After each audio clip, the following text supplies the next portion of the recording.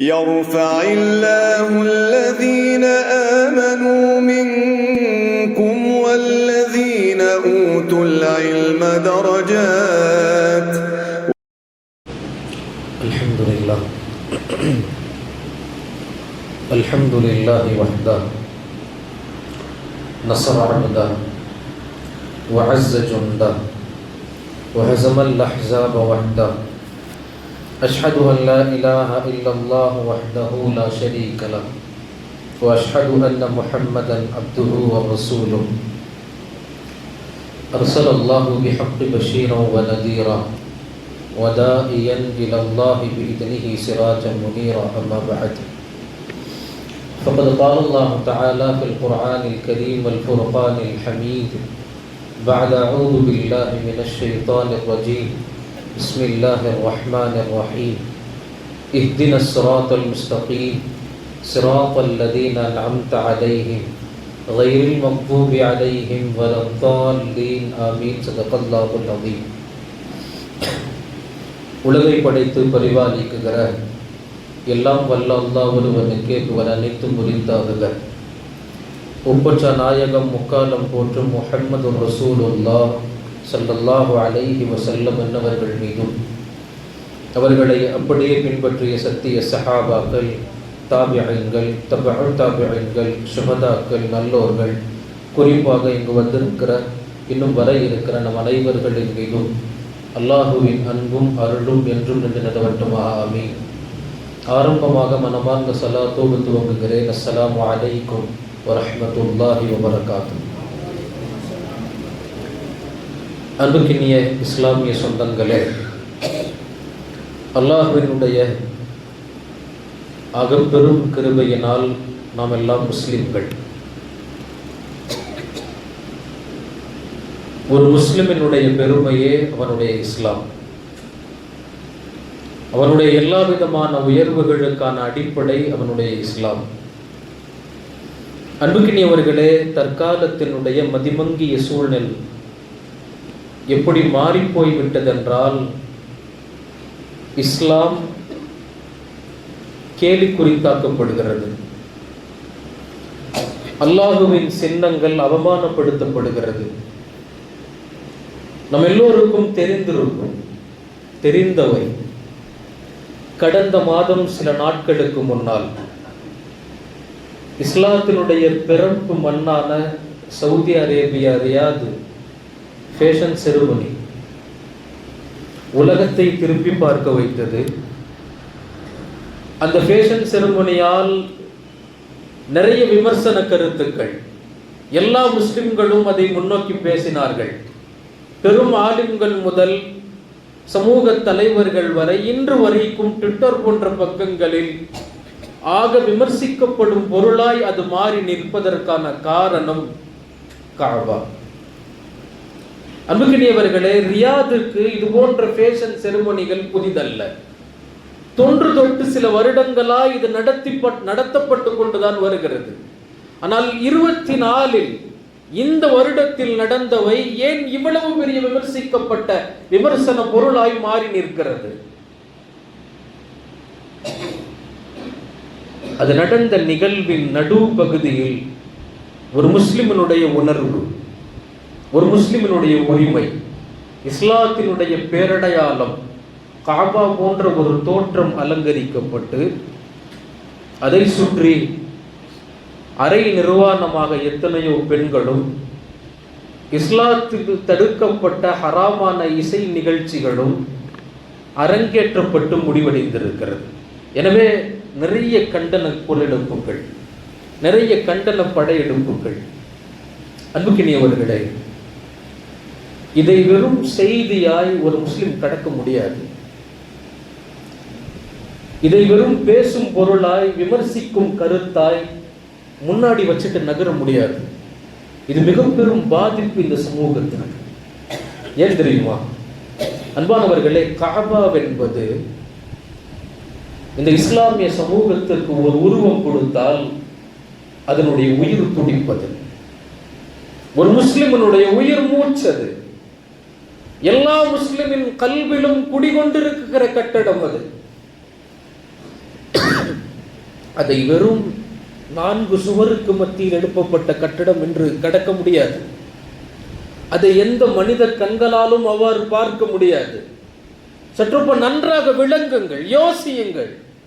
அன்றாட உணவிற்கு வழி இல்லாத ஒரு முஸ்லிம், தன் குடும்பத்திற்கு தன் பிச்சலங்களுக்கு பின்னால் சேர்த்து வைக்க இயலாத ஒரு முஸ்லிம், அன்றாட தன் வாழ்க்கைக்கு போதும் என்ற தரத்தை சம்பாதிக்கும் அளவை அடையாத ஒரு முஸ்லிம், தன் வாழ்க்கையில் அனுதினமும் சம்பாதிக்குகிற மணிமணியாய் துளி துளியாய் சேமித்து சம்பாதித்து தன்னுடைய வாழ்க்கையின் ஆகப்பெரும் இலக்காய் அவன் கொண்டிருப்பது, என் செலவீனங்கள் மொத்தத்தையும் குறைத்து நான் சேமித்து சம்பாதித்து அந்த காபாவை என் கண்குளிர கல்வு நிறைய காண வேண்டும். எத்தனை முஃமின்களுடைய ஆசை அது! எத்தனை ஹஜ் பயணங்கள் அதை உணர்த்துகிறது, எத்தனை உம்ரா படையெடுப்புகள் அதை உணர்த்துகிறது. ஆனால் அப்படிப்பட்ட ஆக உயர்ந்த இஸ்லாத்தினுடைய மணிமகுடம் இன்றைக்கு ஒன்றுமே இல்லாமல் தரைமட்டமாக்கப்பட்டு விட்டது. அன்புக்குரியவர்களே, இதுல ஆக பெரும் வருத்தம் என்ன தெரியுமா? நம் கால தலைமுறைக்கு, எம் கால தலைமுறைக்கு எத்தனை பேருக்கு இது போன்ற விஷயம் நடந்தது என்று தெரியும்? தெரியாது. ஐபிஎல் டீம்ல எத்தனை டீம் இருக்குன்னு தெரியும். அந்த டீம்ல பெஸ்ட் 11 என்னென்ன ஸ்குவாடு விளையாட போதுங்கிறது தெரியும். ஆனால் தன்னுடைய ஆக தலையம்சமான அல்லாஹுவின் காபாவுக்கு ஏற்பட்ட இது போன்ற இழிநிலை எத்தனை பேருக்கு தெரியும்? உங்கள் எல்லோருக்கும் தெரியுமா? ஷிர்க் மொத்தம் 2 வகை. ஷிர்க் மொத்தம் 2 வகை. இதை ஏன் நாம் இவ்வளவு வலியுறுத்தி பேசுகிறோம் என்பதற்கான காரணம் இது. ஒன்று டைரக்ட் ஷிர்க், நேரடியாக அல்லாஹுக்கு இணை வைப்பது. இன்னொன்று இன்டைரக்ட், மறைமுகமாக இணை வைத்தல். அதில் முதல் இன்டைரக்டினுடைய ஃபர்ஸ்ட் நிபந்தனை என்ன தெரியுமா? முதல் நிபந்தனை, அல்லாஹுவுக்கான அடையாளங்களாக எது அல்லாஹ் உலகத்தில் காட்டினானோ அவையை அவமானப்படுத்துதல். இன்றைக்கு அப்படிப்பட்ட ஷிர்க்கு தான் அந்த புனித மண்ணில் அரங்கேறி இருக்கிறது. அது எப்படிப்பட்ட மண் தெரியுமா? ஷிர்க் என்ற வாடை இல்லாத மண், முஸ்லிம் என்ற முஸ்லிமான கலிமாவை சுமந்தவன் மட்டும் வாழ தகுதியான மண் அது, வேறு யாருக்கும் இடம் அல்ல. ஆனால் அந்த மண்ணில் உயர்ந்த காபா இன்றைக்கு எவ்வளவு மோசமான முறையில் சித்தரிக்கப்பட்டிருக்கிறது என்பதுதான் ஆக கவலையான விஷயம். அன்புக்கினியவர்களே, 2 காரணம். ஒன்று என்ன தெரியுமா? முதலாவது காரணம், அவர்கள் இது போன்று நடந்ததற்கான முதல் காரணம் அன்புக்கினியவர்களே, முதல்லையே இது போன்ற விஷயங்கள் நடக்கும் போதே ஆரம்பத்தில் இந்த முல்லை வெட்டி எரிஞ்சிருக்கணும். இதை வளர விட்டது. 2வது ஆக முக்கியமான காரணம் என்ன தெரியுமா? இஸ்லாத்தினுடைய பாரம்பரிய மாண்பை அறியாதது. இதுதான் இன்றைக்கு மிக முக்கியமான காரணம். நம்ம காபாவை பற்றி, அண்டைய நாட்டை பற்றி பேசுகிறோம். நாம் வாழ்கிற நம் சென்னை பகுதியில் சூழ்நிலை என்ன தெரியுமா? இன்னைக்கு பார்க்கிற போது ஒரு செய்தி ஒன்று வருகிறது, ஒரு பிக்சர். அதில் என்னன்னா, ஒரு பக்கம் குரான், இதை போட்டது ஒரு முஸ்லிம், ஒரு பக்கம் குரான், அது அந்த பிக்சர்ல கீழே இருக்கு. இன்னொரு பக்கம் ஏவுகணை, ராக்கெட் தொழில்நுட்பம், அது மேல் நோக்கி இருக்கிறது. அவன் சொல்ல வர கருத்து என்ன தெரியுமா? நீ குரானை கையில வச்சுக்கிட்டே இருந்தா நீ கீழே தான் இருப்ப. விஞ்ஞானத்தை கையில் எடுத்தால் நீ வாழ்க்கையில் உச்சத்திற்கு போகலாம். இதை போட்டவன் என்னைக்கோ காஃபிரா போயிட்டான். ஏன் தெரியுமா? என்றைக்கு அல்லாஹ்வின் வேதம் ஒன்றுமில்லை என்று நினைத்தானோ, அன்புக்கினியவர்களே, அவனுடைய ஈமானில் சந்தேகம் என்று பொருள். நான் சொல்லி வருவது, தற்கால சமூகம் இன்றைக்கு எந்த அளவுக்கு ஷிர்க்குக்கு விரைந்து விட்டது என்று பாருங்கள். இஸ்லாமிய நாடும் இஸ்லாமிய சகோதரனும் எவ்வளவு ஷிர்க் பக்கம் நெருங்கிவிட்டார்கள் என்று யோசியுங்கள். இது எல்லாவற்றுக்குமான காரணம் என்ன தெரியுமா? நாம் அமர்ந்திருக்கும் இஸ்லாம் என்ற அரியணையின் மகத்துவம் தெரியாமை, அதனுடைய உயர்வு புரியாமை. இதுதான் தற்போதைய காலத்தில் ஆக இஸ்லாத்தை விட்டும் நாம் எல்லாம் தள்ளி நிற்பதற்கான காரணம். எத்தனை பேர், நான் இன்றைக்கு கேட்கிறேன், எத்தனை பேர் உரிமையான முறையில் தாடி வைக்கிறார்கள், தாடி எடுக்கிறார்கள்? அதை வச்சா நல்லா இருக்காதுங்க, எங்க ஆபீஸ்ல ஒத்துக்க மாட்டாங்கங்க. அல்லான்ற இந்த ஷரியத் சட்டத்துக்குள்ள நீங்க வரணும்னா, அல்லான்ற எஜமான சந்திக்கணும்னா, அவன் ஆசையாய் பெருமானார் சொல்வது உன்முகத்தில் தாடி இருத்தல். ஏன் மேனேஜ்மெண்ட்டுக்கு பிடிக்காது, அல்லாஹ்வின் மேனேஜ்மெண்ட்டுக்கு பிடிக்கும். இதுதான். எத்தனை பேர் இன்றைக்கு துப்பி போடுவதில்லை? நான் மசாலாக்குள் வரவில்லை அன்பானவர்களே. நான் உள்ளத்தோடு சம்பந்தப்பட்ட ஒரு கேள்வி கேட்கிறேன். எத்தனை பேருடைய தொப்பி போடாமைக்கு காரணம் என்ன தெரியுமா? என் ஹேர் ஸ்டைல் கலைஞ்சிடக்கூடாது, என் ஹேர் ஸ்டைல் கலைஞ்சக்கூடாது. நான் மசாயிலுக்குள்ள வரல. அன்புக்கினியவர்களே, யோசித்து பாருங்கள், நாம் இஸ்லாத்தை எந்த ரகத்தில், எந்த நிலையில், எந்த தரத்தில் புரிந்து வைத்திருக்கிறோம்? நம்முடைய பெருமை எதுவாக இருந்தது, இப்போது எதுவாக மாறி இருக்கிறது? பெருமானார் ஸல்லல்லாஹு அலைஹி வஸல்லம் உணர்த்திய எத்தனை நிகழ்வுகள் சஹாபாக்களுக்கு. 13 வருஷம் தொழுகை இல்லை, 13 வருஷம் நோன்பினுடைய சட்டங்கள் இல்லை, 13 வருஷம் ஹராம் ஹலாலுக்கான எந்த விதிமுறைகளும் சரியான முறையில் இறக்கப்படலை. ஒரு முழுமையான மார்க்கம் அதற்கு பின்னால் தான். 13 ஆண்டு காலம் மக்காவில் கடந்தது. என்ன போதித்தார்கள்? என்ன போதித்தார்கள்? ஒன்று, நீ ஆழமாக நம்ப வேண்டிய ஒன்று, நீ மனதார குடிகொண்டிருக்கிற உன்னுடைய கல்வில் இருக்கிற ஈமான், அந்த கலிமா, உலகத்தில் அந்த கலிமாவுக்கு முன்னால் எத்துணை வந்தாலும் சமமில்லை. நீ உயர்ந்தவன், நீ உயர்ந்தவன். இந்த பாடம் தான் 13 வருஷம். ஸல்லல்லாஹு அலைஹி வஸல்லமுக்கு முன்னால் ஒரு 2 சஹாபாக்கள் மதீனால சண்டை போட்டுக்கிட்டாங்க. ஏதோ வியாபார நோக்கத்திற்கான சண்டை அது. பெருமானார் ஸல்லல்லாஹு அலைஹி வஸல்லம் அவங்க 2 பேரையும் கூப்பிட்டு மஸ்ஜித் நபவிக்கு போய் உட்கார வச்சு சொன்னாங்க, ஏன் சண்டை போடுகிறீர்கள்? அதுல ஒருத்தர் சொன்னாரு, நான் பெரும் குடும்பம், என்னுடைய குடும்பம் எப்படிப்பட்டது தெரியுமா? என் இடத்துல அவர் நிற்கிறாரு, இது தப்பு. இது நாங்கள், என்னுடைய பாட்டன் சொத்து இது, என்னுடைய கூட்டன் சொத்து இது, எங்கள் குடும்ப பாரம்பரியம் ஆக பெரியது அப்படின்னு சொல்லி தன்னுடைய தலைமுறைகளின் பண்பெல்லாம் சொல்றார். எனவே இவரை விட நான் சிறந்தவன் என்று பேசுறார். பெருமானார் ஸல்லல்லாஹு அலைஹி வஸல்லம் நிறுத்திட்டு, உங்க 2 பேருக்கு ஒரு நிகழ்வு சொல்றேன் அப்படின்னு மூசா அலைஹிஸ்ஸலாம் காலத்தில் ஒரு நிகழ்வு சொன்னார்கள். இது ஹதீஸே குதுசி. மூசா அலைஹிஸ்ஸலாமுடைய காலத்தில் இதே போல் 2 நபர் சண்டையிட்டு கொண்டிருந்தாங்க. மூசா அலைஹிஸ்ஸலாம் நடுவுல வழியில வந்தாங்க. ஒருவர் முஸ்லிம், இன்னொருத்தர் ஃபிரௌனுடைய படையை சார்ந்த ஒரு ஆள். 2 பேரும் சண்டை போடுறாங்க. அப்போ ஃபிரௌன் படையை சார்ந்தவன் ஆதிக்கம் கொண்டவன். அவன் எதிரில் நிற்கிற ஆளுடைய சட்டையை பிடிச்சு ரொம்ப தைரியமா தென்னாவட்டா, நான் யார் தெரியுமா, என் குடும்பம் என்ன தெரியுமா, என்னுடைய தகப்பன் யார் தெரியுமா, அவன் தகப்பன் யார் தெரியுமான்னு சொல்லி 9 தலைமுறைகள் பெயர் சொல்லி பேசுகிறான். மூசா அலைஹிஸ்ஸலாம் 2 பேரையும் பிரிச்சு விட்டாங்க. ஆனா அவன் அடங்குற மாதிரி தெரியல. அல்லாஹ் மூசாவுக்கு வஹி அனுப்புகிறார். என்ன தெரியுமா? எதிரில் நிற்கிற இன்னொரு ஆள் அவர் சொல்றாரு, எனக்கு பெருசா பாரம்பரிய குடும்பங்கள் எல்லாம் அல்ல. நான் யார் தெரியுமா? நான் வெறும் ஒரு முஸ்லிமின் மகன். ஆனா இப்னுல் முஸ்லிம், நான் ஒரு முஸ்லிமின் மகன், எனவே நான் முஸ்லிம். எனக்கான பெருமையாக நான் சொல்வது என் இஸ்லாம் தான். எனக்குன்னு குடும்ப பாரம்பரியம்லாம் எதுவும் இல்லை. என் பெருமை என் இஸ்லாம். அல்லாஹ் வஹி அனுப்பினான் மூசா அலைஹிஸ்ஸலாமுக்கு. மூசாவே, நீங்க எதிரில் நின்று 9 பேர் சொன்னான்ல தலைமுறை, அவனுக்கு சொல்லுங்க, அவங்க 9 பேரோட சேர்த்து 10ஆவதா நீயும் நாளைக்கு நரகத்துல தான் இருப்ப. இன்னைக்கு இவர் எதிரில் சொன்னார்ல, என்னுடைய பாரம்பரியம் என் அத்தாவை தவிர அடையாளம் தெரியாது, எனக்கான அடையாளம் என் இஸ்லாம்னு சொல்லி அவங்க அத்தா மரணிச்சிட்டாரு. அவர் இப்போது சுவனத்தில் இருக்கிறார், நீயும் சுவனத்திற்குத்தான் போவாய் என்ற தகவலை சொல்லுங்கன்றாங்க. இதே தகவலை அந்த 2 பேருக்கு நடுவில் சொன்ன உடனே சண்டை போட்ட சஹாபி அழுது மன்றாடி மன்னிப்பு கேட்டு கடந்தார். அன்புக்கினியவர்களே, நான் சொல்ல வருவது பாருங்கள், அவர்களுக்கு பெருமானார் போதித்த முதல் பாடம், நீ உன்னை விட, உன் இஸ்லாத்தை விட, உன் கல்வில் குடிகொண்டிருக்கிற கலிமாவை விட உலகத்தில் எதுவுமே பெருசில்லை.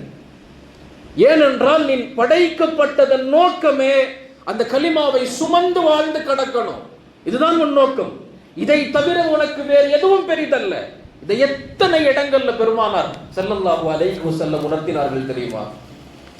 ஹக்கீம் இப்னு ஹிஸாம் ரலியல்லாஹு அன்ஹு, பெருமானார் மீது ரொம்ப காதல், அவங்களுக்கு ரொம்ப காதல், அவர்கள் ரொம்ப நேசிக்கிறவங்க ஹக்கீம் இப்னு ஹிஸாம் ரலியல்லாஹு அன்ஹு. ஒரு நாள் மதீனாவினுடைய மார்க்கெட்டுக்கு போறாங்க. நிறைய அயல் நாட்டு பொருட்கள் எல்லாம் வியாபாரத்திற்கு வந்திருக்கிறது. இந்த செய்தியை கேட்டுட்டு போனாங்க. போய் மார்க்கெட்டில் சுற்றி பார்க்குறாங்க. அங்கே ஒரு உயர்ந்த ஆடை ஒன்று ரொம்ப அழகாக இருக்குது. போய் விசாரிச்சாங்க, யார், என்ன ஆடை இது? இது யமன் நாட்டு அரசர் து யஸன் அணிகிற ஆடை. இது அரசர்கள் அணிகிற ஆடை, அதுவும் குறிப்பாக து யஸன், யமன் நாட்டின் மன்னர்களில் ஆக உயர்ந்த அழகுக்குரியவன், பெரும் செல்வாக்குடையவன், அவன் அணிகிற ஆடை இது. அவங்களுக்கு ஒரே ஆசை, பெருமானாருக்கு இதை எப்படியாவது வாங்கிட்டு போய் கொடுத்துடணும். அவங்க இந்த ஆடையை அணிஞ்சு கம்பீரமாக நடந்து வரணும். இது எவ்வளோ விலை, காசு ரொம்ப ஜாஸ்தி. தேடி பார்த்தாரு, கிடைக்கல. வீட்டுக்கு போனார், சில பொருட்களை கொண்டு வந்தார். பக்கத்திலே நின்று வியாபாரம் செஞ்சு அந்த ஆடையை எப்படியோ வாங்கிட்டார். பெருமானார்கிட்ட வந்தார், யா ரசூலல்லாஹ், ஹக்கீம் இப்னு ஹிஸாமின் அன்பளிப்பு உங்களுக்கு, இதை நீங்கள் போட்டுட்டு குத்துபா செய்யணும். உலகத்திற்கான தலைவர் நீங்கள். யமன் நாட்டு தூயசன் என்ன, என் பெருமானாருடைய அழகு என்ன, அவர்களின் அந்தஸ்து என்ன, நீங்க இதை போட்டுட்டு வரணும். என் உழைப்பால் உங்களுக்கான அன்பளிப்பு. பெருமானார் வாங்கிட்டாங்க. வாங்கி ஆடையை போட்டுக்கிட்டாங்க. வெள்ளிக்கிழமை வர்றாங்க. எல்லா சபையும் இது மாதிரி உட்கார்ந்து இருக்குது. சஹாபாக்கள் எல்லாம் கண் குளிர கல்பு நிறைய பார்த்து பார்த்து பூத்து, பெருமானாருடைய அழகு அது, எப்படிப்பட்ட ராஜ நடை அது, அவர்களுக்கு இன்னும் அழகு சேர்க்கும் விதமாய் மேல இன்னும் அற்புதமான ஆடை நடந்து போட்டுக்கிட்டு வர்ற அந்த ஆடையை பார்த்து பூரிச்சு போய் கண்கலங்கிய ஹக்கீம் இப்னு ஹிஸாம் ரலியல்லாஹு அன்ஹு கலங்கி போய் நின்றாங்க. யா ரசூலல்லாஹ், உங்கள் அழகு என்ன, உங்கள் அந்தஸ்து என்ன? அவங்க நின்று பேசின குத்துபா, அவர்கள் நின்று செய்த குத்துபா, அதை பார்த்து பூரிச்சு நிற்கிறாங்க. ஜும்மா முடிந்தது. கீழே இறங்குற பெருமானார் உசாமா இப்னு ஸைத் ரலியல்லாஹு அன்ஹு கூப்பிட்டாங்க. கூப்பிட்டு அந்த ஆடையை அங்கேயே கழட்டி அவர்கிட்ட கொடுத்துட்டாங்க. இது எனக்கான அன்பளிப்பு உனக்குண்டாங்க. அந்த நேரத்தில் இருந்த ஹக்கீம் இப்னு ஹிஸாமால இதை ஏற்றுக்க முடியல. உசாமா யாரு? ஸைதினுடைய மகன், பெருமானாரினுடைய அடிமை, அவர் வளர்ப்பு மகன். அவர் எல்லாரும் கருப்பு நிறத்தவர்கள். பெருமானார் செக்கச்சேர்னு இருப்பாங்க. அவங்க ஒரு அடிமையின் மகனுக்கு கொடுக்குறாங்களே அப்படின்னு ஒரு சின்ன வருத்தம். ஏன்னா இவ்வளவு பாடுபட்டு வாங்கி வந்ததல்லவா, அவர்னால ஏத்துக்க முடியல. கொஞ்ச நாள் ஆகுது. இதே ஆடையை ஒசாமா போட்டுட்டு அந்த மார்க்கெட்டுக்கு வர்றாரு. பெருமானார் போட்ட ஆடை அவருக்கு என்ன சந்தோஷம் தெரியுமா? என் நாயகம் அணிந்து ஊர் மெச்சி பார்த்த ஆடையை யாருக்கும் தராம என்ன கூப்பிட்டு கொடுத்தாங்க பெருமானார். அவர்கள் போர்த்திய ஆடை எனக்கானதுன்னு பெருமையோடு அவர் மார்க்கெட்ல வர்றாரு. இதை எல்லாத்தையும் நின்று பார்த்துக்கிட்டு இருந்தார் ஹக்கீம் இப்னு ஹிஸாம் ரலியல்லாஹு அன்ஹு. அவங்களால பார்த்துட்டு இது சகிக்க முடியல. டக்குன்னு ஒரு வார்த்தை சொல்லிட்டாங்க. டக்குன்னு என்ன சொன்னாங்க தெரியுமா? மௌலா இப்னு மௌலா, அடிமையின் மகன் இன்னொரு அடிமை, இவருக்கான ஆடையை பாருங்க அப்படின்ட்டாங்க. இவர் முணுமுணுத்த அந்த சொல் நடந்து போன ஒசாமாவோட காதுல பட்டுருச்சு ரலியல்லாஹு அன்ஹு. ஒசாமா என்ன செய்தார்கள் தெரியுமா? இதுதான் இஸ்லாமிய பெருமை என்பது. நேராக அவர்கிட்ட வந்தாங்க. வந்து கேட்டாங்க, நீங்க என்ன சொன்னீங்க? என்னுடைய சிறப்பு என்பது நான் கருப்பு நிறத்தவனாக இருக்கலாம். என் சிறப்பு என் ஆடையோடதல்ல, என் ஆடையுடையதல்ல. அவர் சொன்னார், இது யார் அணிந்த ஆடை தெரியுமா? அவர் ஒரு ஆதங்கத்தில் பேசுகிறார். இது தூயசன் அணிந்த ஆடை. இது யமன் நாட்டினுடைய ஆக உயர்ந்த சக்கரவர்த்தி அவர். இவர் சொன்னாரு, தூயசன் சிறந்தவனா? வல்லாஹி வல்லாஹி அன கைரும் மின் தூயசன். அல்லாஹ் மீது சத்தியமா சொல்றேன், நான் தூயசனை விட சிறந்தவன். வ அபி கைரும் மின் அபிஹி, என் தந்தை தூயசனுடைய தந்தையை விட சிறந்தவர். என் தாய் தூயசனுடைய தாயை விட சிறந்தவள். ஏன் தெரியுமா? நாங்க பெருமானார் சொல்லி கொடுத்த மார்க்கத்தின்படி வாழ்பவர்கள். எங்கள்கிட்ட இஸ்லாம் என்ற சிறப்பு இருக்கிறது, எங்கள்கிட்ட முஸ்லிம் என்ற அடையாளம் இருக்கிறது. இது எல்லாத்தையும் தாண்டி எங்க பெருமானாரை சந்தித்த பாக்கியம் இருக்கிறது. இதற்கு முன்னால் தூயசனுடைய எந்த பொருளாதாரமும் எந்த சொத்து செல்வமும் எங்களுக்கு முன்னால் பெரிதல்ல என்று பாடம் நடத்தினார். இதை கேட்டுட்டு அசந்துட்டார். அசந்து மன்னிப்பு கேட்டார்.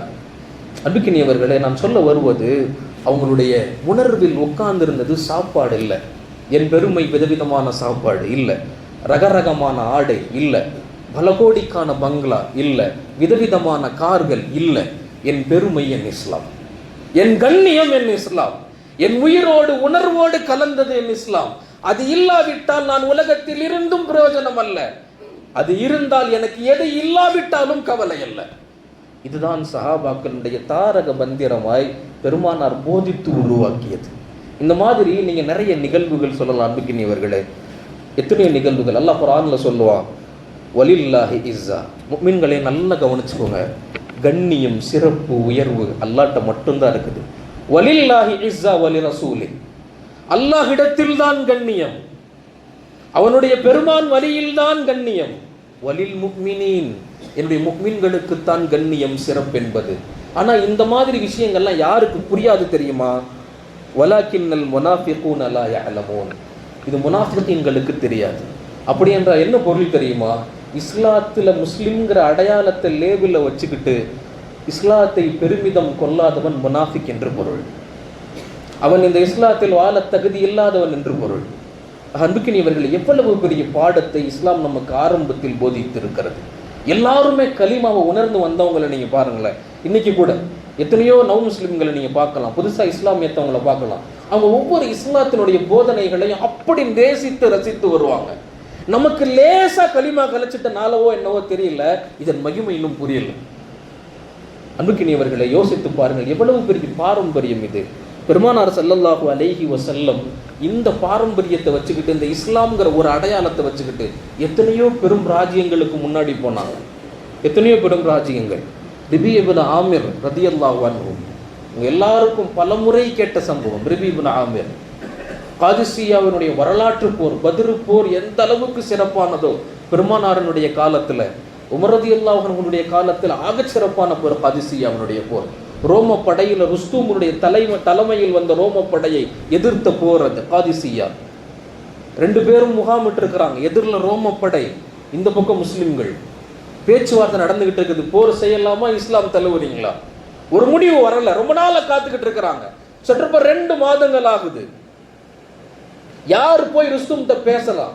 ரிபி இப்னு ஆமிர் ரலியல்லாஹு அன்ஹு எந்திரிச்சாங்க. நான் போறேன். ஆள் வலத்தி கம்மி. தான் இடுப்புல வாளை வச்சா அந்த வால் பூமியில தேய்ச்சிக்கிட்டே போகும். அவ்வளவுதான் வளர்த்தி. வாளினுடைய வளர்த்தி கூட அல்ல. இடுப்பில் வால் வைத்தால் நடக்குகிற போது பூமியோடு உராசும். அவர் சொல்றாரு, நான் போறேன். இந்த தகவல் ருஸ்துமுக்கு போகிறது. இஸ்லாமிய படையில் இருந்து ஒரு ஆள் வர்றாரு, தூது வர்றாங்க. ருஸ்தும் என்ன சொன்னா, படை எல்லாத்தையும் திரட்டுங்க, எல்லாரும் அணிவகுத்து நிக்கணும். யானை படை நிக்கணும், குதிரை படை நிக்கணும், எல்லா படையும் நிக்கணும். சிகப்பு கம்பளங்கள் விரிக்கணும். பெரும் அந்த சிம்மாசனத்தில் நான் உட்கார்ந்து இருக்கணும். உள்ள வர்ற ரிபியா இந்த ரோமா படையினுடைய பேராற்றலை பார்க்கணும், பிரம்மாண்டத்தில் வியக்கணும். எல்லாரும் அந்த மாதிரி நில்லுங்க. அவர் சாதாரணமா வந்தாரு. ரிவாயத்தில் வருகிறது, கோவேரி கழுதையில வந்தாரு. இறங்கினாரு, கம்பளத்தில் இறங்கி நடந்து வந்தாரு. நடந்து வருகிற போது அவருடைய வாளின் இயல்பு கீழே பட்டா தேய்ச்சிக்கிட்டே வரும். வால் என்ன செய்கிறது, கம்பளத்தின் நடுவில் வருகிறார். அது 2 கம்பளத்துக்கு நடுவில் பட்டனால கம்பளத்தை பிளந்துக்கிட்டே வருது. இவர் எல்லாத்தையும் பிரம்மாண்டமா பார்ப்பாருன்னு நினைச்சாங்க. ஆனால் இருக்கிற லட்சோபக்கணக்கான படைகள் அவரை பிரம்மாண்டமாக பார்த்தது. கம்பளம் பிளக்க ஒரு தனி நபராய் அத்துணை பெரும் சாம்ராஜ்யத்திற்கு நடுவில் ரிபி இப்னு ஆமிர் தன் கழுதையோடு வந்து எந்த சிம்மாசனம் பெருசுன்னு மேலே ஏறி உட்கார்ந்துருந்தானோ அதனுடைய முகப்பினுடைய நுனியில் அந்த கழுதையை கட்டிட்டு மேலே ஏறி முன்னாடி நின்று கேட்டாரு, போருக்கு வர்றீங்களா இல்லை முஸ்லீம் ஆகுறீங்களா? அவர் கேட்டாரு, நீ எதுக்கு வந்த? யார் உன்னை அனுப்பியது? அல்லாஹ், எங்களை அல்லாஹ் அனுப்பினார். மஜாபிக்கும், என்ன கொண்டு வந்திருக்கிறீங்க? எதுக்காக வந்திருக்கிறீங்க? அவர் சொன்னார், லினுக்ரிஜ மன் ஷாஅ மின் இபாதிஹி மின் இபாதத்துல் இபாதி இலா இபாதத்தி ரப்பில் இபாத். இன்றைக்கு உலக மக்கள் எல்லாம் மனிதனை வணங்கி கொண்டிருக்கிறார்கள். இல்லை, இவர்களை படைத்த இறைவன் இருக்கிறான், அவனை வணங்குவதின்பால் அழைக்க வந்திருக்கிறோம். 2வது சொன்னார், உலகத்தினுடைய நெருக்கடியில் நீங்கள் சிக்கிக் கொண்டிருக்கிறீர்கள். இஸ்லாம் விசாலமானது, அந்த விசாலத்தின் பால் அழைக்க வந்திருக்கிறோம். உலகம் என்ற மோகத்தில் அடிமைப்பட்டு கிடக்கிறீர்கள். ரப் என்ற பேரிறைவனின் பால் அழைப்பு கொடுத்து உங்களை உயர்த்து வந்திருக்கிறோம், பெருமைப்படுத்த வந்திருக்கிறோம். ஒன்று போர் செய்யுங்க, இல்லாவிட்டால் இஸ்லாம் தழுவணும். இவர் பேசின இத்தனை பேச்சை பார்த்து ருஸ்தும் மாபெரும் அரசர், மாபெரும் படை தளபதி, கொஞ்ச நேரம் அப்படியே பிரமிச்சு நின்றுட்டு கேள்வி கேட்டாரு, எனக்கு அவகாசம் வேணும். உடனே பதில் சொல்ல முடியல, எனக்கு அவகாசம் வேணும். ரிபி இப்னு ஆமிர் சொன்னாரு, அவகாசம்லாம் தர முடியாது, 3 நாள் தான். எங்கள் பெருமானாரினுடைய சுன்னத் அவகாசம் என்றால் 3 நாள். 3 நாள்ல பதில் வரணும், இல்லாட்டி எங்கள் படை உள்ளே வரும். அவர் கேட்டார், அந்த செய்யுதுகும், இவ்வளவு பேசுகிறாயே, அந்த கூட்டத்திற்கான தலைவன் நீதானா? இவ்வளவு துணிச்சலா? அவர் சொன்னார், நான்லாம் இல்லை, அனமின் அஹதில் முஸ்லிமின், நான் முஸ்லிம் படையின் சாதாரண ஒரு சாமானியன். சொல்லிட்டு சொன்னார், எங்கள தலைவன் தொண்டன் என்ற பாகுபாடெல்லாம் அல்ல, நாங்கள் எல்லோரும் இறைவனின் அடிமைகள், நாங்கள் எல்லோரும் முஸ்லிம்கள். இவ்வளவுதான், இவ்வளவுதான். இதை கேட்டுட்டு அசந்துட்டார். சொல்லிட்டு கடைசியில சொன்னாரு, 3 நாள் அவகாசம், 3 நாள்ல பதில் வரணும். புறப்பட்டார். நிக்கல. பக்கத்தில் இருந்த அவை தோழர் சொன்னாரு, உந்தூர் சியாபக், உந்தூர் சியாபகு, அவருடைய ஆடையை பாருங்களேன், எவ்வளவு மட்டமான ஆடையை போட்டு வந்திருக்கிறாரு. ருஸ்தும் தடுத்துட்டு சொன்னா, வலா தந்துரு இலா சியாபக், அவருடைய ஆடையை பார்க்காதீங்க, வலாக்கின் உந்துரு இலா கலாமியும் வசியரா, அவன் பெருமையும் அவன் பேச்சையும் பாருங்கள், அவன் துணிச்சலை பாருங்க. இந்த துணிச்சல் அவனுக்கு கொடுத்தது என்ன தெரியுமா? ருஸ்தும் தொடருகிறான். நீங்க வரலாற்றில் எடுத்து பாருங்க, காதிசி அவனுடைய கடைசி முடிவு வாசகம் இவ்வாறு இருக்கும். அரபுகள், இது ருஸ்தும் சொன்னது, உணவை பெரிதாக பார்ப்பவர்கள் அல்ல, அரபுகள் ஆடையை பெரிதாக பார்ப்பவர்கள் அல்ல, அரபுகள் தன் மாளிகைகளை பெரிதாக பார்ப்பவர்கள் அல்ல, தன் இஸ்லாத்தை மட்டுமே பெரிதாக பார்ப்பவர்கள். எனவேதான் எல்லா சபைகளிலும் அவர்களுக்கான முன்னிடம். இது சொன்னது ருஸ்தும். அன்புக்கினியவர்களே, நான் சொல்ல வருவது, இப்படிப்பட்ட பாரம்பரிய கலாச்சாரம் இன்றைக்கு துளைந்து போய்விட்டது. இப்படிப்பட்ட ஈமானிய உணர்வு என்பது இன்றைக்கு கலைந்து காணாமல் போய்விட்டது. எத்தனை நிகழ்வுகள் சொல்லலாம் அன்பானவர்களே. இனிமேதான் நான் ஆரம்பத்தில் சொன்னேன், முன்னால் சொன்னது வெறும் செய்தியாய் படித்து கடப்பவை அல்ல.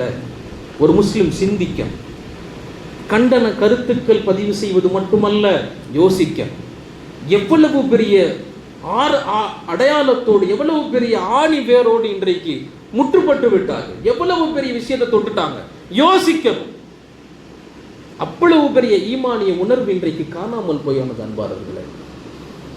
இத்தனை நிகழ்வுகள் இப்படி பேசிக்கொண்டே போகலாம். பெருமானார் ஸல்லல்லாஹு அலைஹி வஸல்லம் முதல் செய்தியாக சமூகத்திற்கு சொன்னது, நீ உண்மையான முஃமின்னா, உண்மையான முஸ்லிம்னா, நீ கொண்டிருக்கிற மார்க்கம் தான் உனக்கு முதலிடம். அதுதான் உனக்கு கண்ணுக்கு முன்னால் கண்ணியமாக, பெருமையாக, உயர்வாக, அந்தஸ்தாக தெரியும், அந்தஸ்தாக தெரியும். எத்தனை சஹாபாக்கள், அப்துல்லா பின் ஹுதைஃபா ரலியல்லாஹு அன்ஹு இதே ரோமுடைய அரசர்கிட்ட மாட்டிக்கிட்டாங்க. ஒரு குறுகிய படையோடு. அவனுக்கு ஆசை என்னன்னா, அப்துல்லா பின் ஹுதாஃபாவினுடைய கண்ணில் ஒரு பயத்தை பார்க்கணும். சொன்னாரு, அவர் உள்ள வரும்போது வீரர்கள் எல்லாம் வாளோட நில்லுங்க, அம்புகளை அந்த பக்கமும் இந்த பக்கமும் மாத்தி மாத்தி எறிங்க. அப்துல்லா பின் ஹுதாஃபா உள்ள வரும்போது அவன் கண்ணில் ஒரு பயத்தை பார்க்கணும். ஏன் தெரியுமா? அவர் சொல்லிட்டு சொன்னாரு, முஸ்லிம்களின் கண்களில் அவர்கள் குறைவலையை மரணம் அடைத்த போதும் கூட பயத்தை பார்த்ததல்ல. ஆனா இன்றைக்கு அரபுகளும் இஸ்லாமியர்களும் கோழைகள். ஒத்துக்கிட்டு தான் ஆகும். அவர் சொன்ன வாசகம், அவன் கண்ணில் பயத்தை மட்டும் பார்க்கணும், அதுதான் என்னுடைய லட்சியம். அப்துல்லா பின் ஹுதாஃபா உள்ள வர்றாரு, எத்தனையோ விஷயங்கள் செஞ்சுட்டாங்க, முடியல. கடைசியா ஆசை காட்டினார். 3 விஷயங்கள் செய்தார். முதலாவது, அப்துல்லா பின் ஹுதாஃபா, நீ மட்டும் என் மார்க்கத்தை தழுவி ஓ மார்க்கத்தை விட்டுட்டா, தீனை விட்டுட்டா, சுருக்கமா உனக்கு என்னுடைய ஆட்சியில் பாதி என் மகளை உனக்கு நிக்கா செஞ்சு வைக்கிறேன். பண மோகங்கள் அவரை ஒண்ணுமே செய்யல, முடியாதுன்ட்டார். நான் கடைசி வரைக்கும் கலிமால முஸ்லீமா தான் இருப்போம், உன்னுடைய ஆட்சி எங்களுக்கு பெரிதில்லைன்ட்டார். கோவம் வந்துடுச்சு. 2வது சொன்னார், உன்னை கொலை செஞ்சிருவேன், உன்னை கொலை செய்வேன். அவர் சொன்னார், எனக்கு அது ஷஹாதத். நாங்கள் போர் செய்து மரணித்தால் நாங்கள் சுவரத்தில் இருப்போம். ஒருவேளை நாங்கள் உயிரோடு இருந்தால் அது எங்கள் அல்லாஹ்வின் உதவி. அது எங்களுக்கு 2மே உயர்வு தான். எனவே எனக்கு அது ஷஹாதத். அடுத்து அவர் சொன்னாரு, நீ இப்படிலாம் செஞ்சா பயப்பட மாட்ட, அவனை கொல்றதுக்கு முன்னாடி அவன் கண்ணில் பயத்தை பார்க்கணும். ஒரு மிகப்பெரிய நெருப்பு கூண்டு ஏற்பாடு செய்யப்பட்டு அதன் மேல எண்ணெய் ஊற்றி ஒரு சட்டி வச்சு அந்த எண்ணெய் கொதிக்கும் போது இவனுடைய அடிமைகள் இருந்து ஒரு ஆளை உள்ள தூக்கி போட்டு அவர் துடிச்சு சாகிறத கண்ணுக்கு முன்னாடி காமிச்சு, அடுத்து நீ தான் உள்ள போகணும். இப்ப என்ன சொல்ற? அழுதுட்டார். அப்துல்லா பின் ஹுதாஃபா அழுதுட்டார். அரசருக்கெல்லாம் சந்தோஷம். என்ன அப்துல்லா பின் ஹுதாஃபா, பயந்துட்டீங்களா, அழுதுட்டீங்களே? இல்ல, என் ரப்பு நாளைக்கு மறுமையில அவனுக்காக நான் இது போன்று ஷஹீதானால் என்னென்ன அந்தஸ்துகள் எல்லாம் தருவான் என்று என் பெருமானார் எனக்கு கற்பித்தது கண்ணுக்கு முன்னால் வந்தது. அவனுக்காக தர வெறும் இந்த ஒரு உயிர் தானே இருக்கிறது என்று அழுது. இன்னும் நிறைய முறை உயிர் கொடுக்கப்பட்டு இது போன்று சித்திரவதை செய்யப்பட்டு என் இஸ்லாமே எனக்கான பெருமை என்று மரணிக்கணுமே, எனவே அழுகிறேன். இதுக்கு மேல அந்த சபையினால நகர முடியல. அரசர் சொன்னாரு, இவரை கொண்டு போய் சிறையில் அடைச்சிருங்க, என்னால் அவனை பார்க்க முடியல, சிறையில் அடைச்சிருங்க. நீண்ட நாள் சாப்பாடு தண்ணி இல்லை, ரொம்ப நாள் கழிச்சு உணவு கொண்டு போறாங்க. பன்றி கறி கொண்டு போகப்பட்டது. அப்துல்லா இப்னு ஹுதாஃபா சாப்பிடலை. அரசர் நினைச்சாரு, நீண்ட நாட்களுக்கு பின்னால் உயிரை காப்பாற்றிக்கிறதுக்காக மார்க்கத்தில் அனுமதி உண்டு, சாப்பிட்டா தான் இனிமேல் வாழ முடியும், வேற அதை விட சாப்பிடுறதுக்கு வேற வழியே இல்லை அப்படின்ற கடைசி தருணம் வருகிற போது உயிர் வாழும் அளவிற்கு சாப்பிடலாம், எனவே சாப்பிட்டுருவார், கொண்டு போங்க. தண்ணியும் இல்லை, உணவும் இல்லை. ஆனால் அப்துல்லா இப்னு ஹுதாஃபா சாப்பிடல, சுருண்டு படுத்துமே. நீங்க சொன்னாங்க, அவரை தூக்கிட்டு வாங்க வெளியே, அந்த மனுஷனுக்கு என்னதான் வேணும், தூக்கிட்டு வாங்க. வெளியே தூக்கிட்டு வந்து கேட்டாங்க, அப்துல்லா இப்னு ஹுதாஃபா, எத்தனை சிரமங்கள், சுமார் 1 மாத காலம் தண்ணி இல்லை உனக்கு, சாப்பாடு இல்லை உனக்கு, உன்னுடைய மார்க்கத்தில் அனுமதி, நீ சாப்பிடலையே. அப்துல்லா இப்னு ஹுதாஃபா சொன்னாரு, நான் சாப்பிட்டா நீ சந்தோஷம் அடைவ, நான் சாப்பிட்டா நீ சந்தோஷம் அடைவ, என் மார்க்கத்தின் மரியாதை உனக்கு முன்னாடி குறைஞ்சிரும், இதுதான் காரணம், இதனால நான் சாப்பிடலை. இதை கேட்டுட்டு அவன் சொன்னா, இவ்வளவு பெரிய வீரனா நீ, இவ்வளவு பெரிய கொள்கை பிடிப்பாளனா நீ, என் நெத்தியில ஒரு முத்தம் கொடுப்பவனை நான் விட்டுறேன், என்ன மட்டும் இல்லை என்னுடைய முழு படையும் விடணும். எவ்வளவு துணிச்சல் பாருங்க, என்னுடைய முழு படையும் விடணும், விடுற, ஒரு முத்தம் வேண்டும், உன்னுடைய உதட்டிலிருந்து ஒரு முத்தம் வேணும்.